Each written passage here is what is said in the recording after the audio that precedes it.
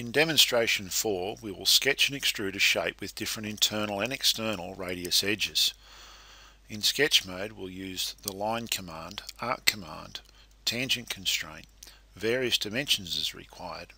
We'll also use the fillet command and finally the coincident constraint before extruding the profile in 3D solid mode in order to create our final form.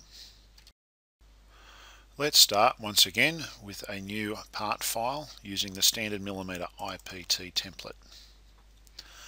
We'll need to select one of the origin planes in order to place our first sketch, and then use the line draw command in order to create the general outline that we'll require.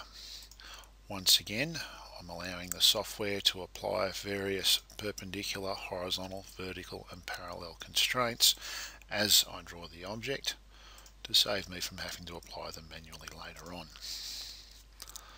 Once I've drawn the outline that I require using line, I'll then use the arc command, snapping to points.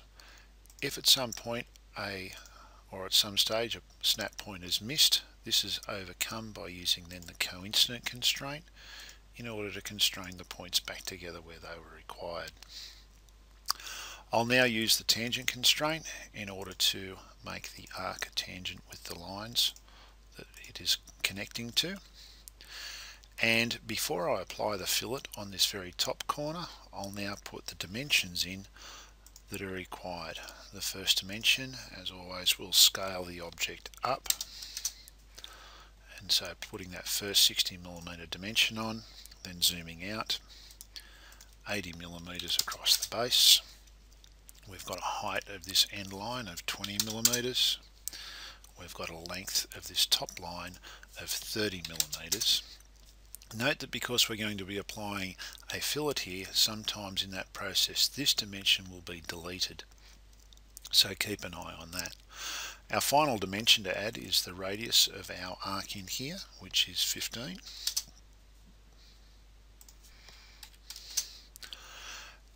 And now we've only got 2 dimensions needed, but we also need to add that fillet in. So selecting the fillet tool up here in the Create panel, firstly specifying the radius that is required, which in this case is 5mm. We then pick the first line and then the second line that's to be applied to. Now that that process is complete and this fillet has been added, note that its dimension has automatically been added onto it, and that can be edited, and also that our coincident points here, the 2 objects have been made tangent at those points as well, and that happens automatically with the fillet constraint, with the fillet command.